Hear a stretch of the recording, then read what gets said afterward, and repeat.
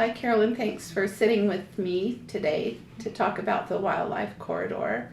You and I met first when you were running as a candidate for your term on City Council. So I know you, but a lot of people may not. So would you just introduce yourself to me, please? Yes, my name is Carolyn Love. I ran for City Council in 2019, and so I've been serving since January of 2020. I'm not running for re-election, so this is my one term, but it's been wonderful to get to know more about the city, get to know the residents, and learn so much and appreciate so much about what happens with our city, including the wildlife corridor. When I met with you the first time, it was to show me some of the issues and some of the opportunities that we have in the wildlife corridor out in your area. Yeah, I remember it very well. I was really happy to see you come out. Yes, it was a good experience. Not everybody wants to go walk through the sagebrush. You need to do that every so often. Yeah.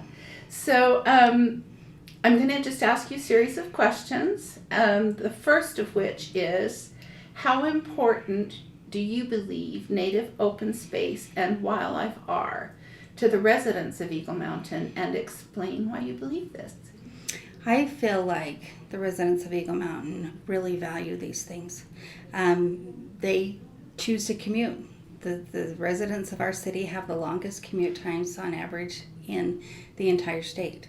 So they choose to live out here and to be further away from things, to have that rural feel, to have that open space, to be able to have views of wildlife, access to wildlife, and they choose that over convenience of being closer to some things, closer to work.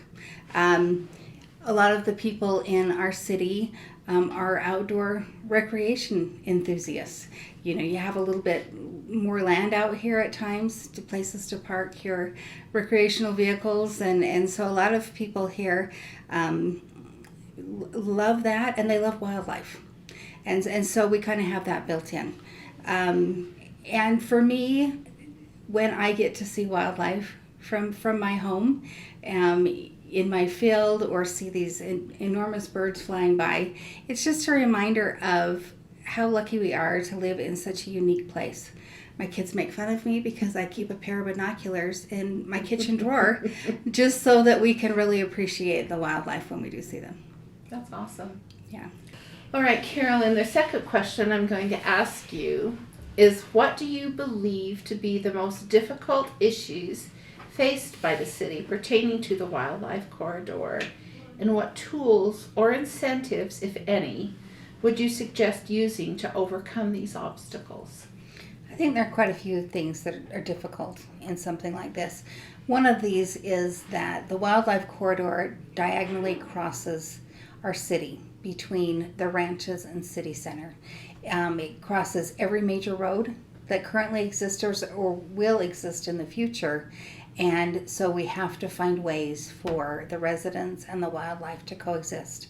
And I think some of the tools that we've been able to put together to assist with this are the infrared technology for the wildlife that are crossing SR 73. I think it's been wonderful that the city has been able to be involved with testing and trying out that new technology.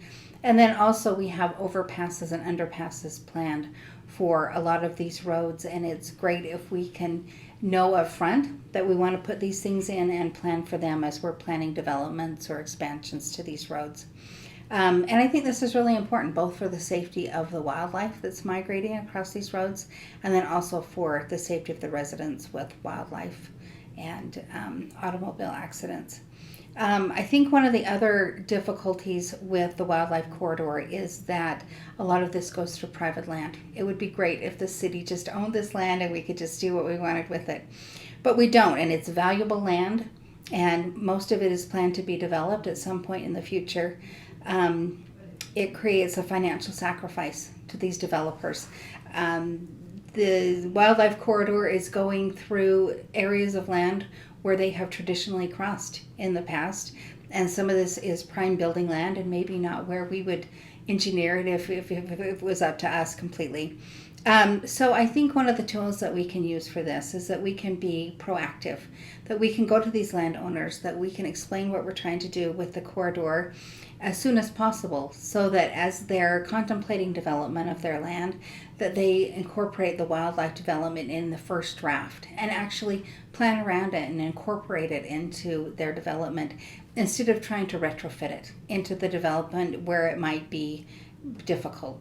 Some of the tools that we can offer for the developers are we can give additional density in other areas of the development to offset some of the units that they're not able to build in the wildlife corridor. And then we can also use it, obviously, to go towards some of their open space requirements for the development. What I have seen is with some planning and some creativity and some dedication that a wildlife corridor running through a development makes it really unique and desirable.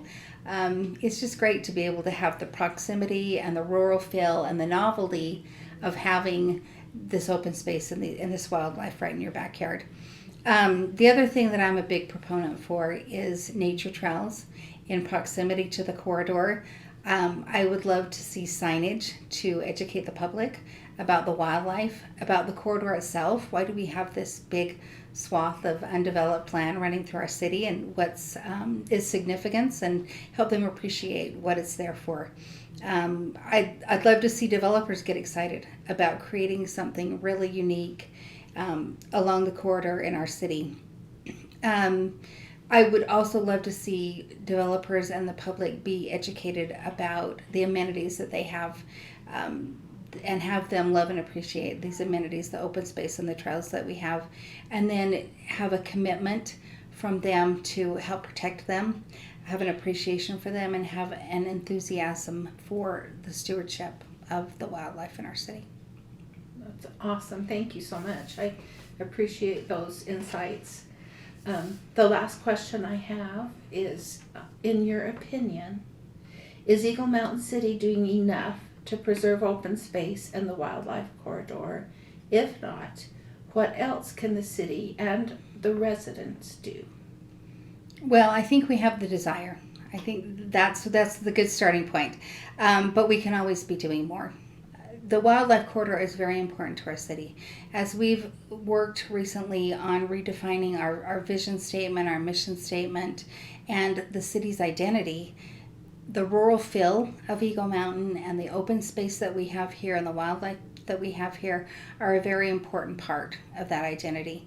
I know for me, I love the fact that you can hike up a mountain just a few steps away from your back door, and that you can really feel like you're getting away from it all and then enjoy some wonderful views.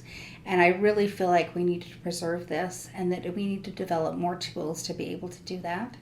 One of the things that the city is working on right now is a GIS project to identify the trails and the open space and the city land that we have available to us.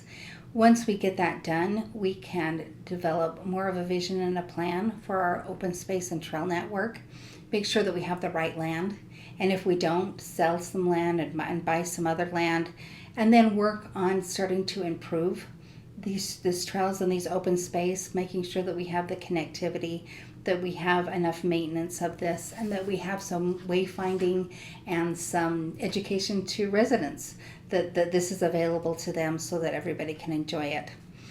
The other thing that I would like to see us do once we have an updated open space and trail network plan is to use this in a tool when we're talking about development.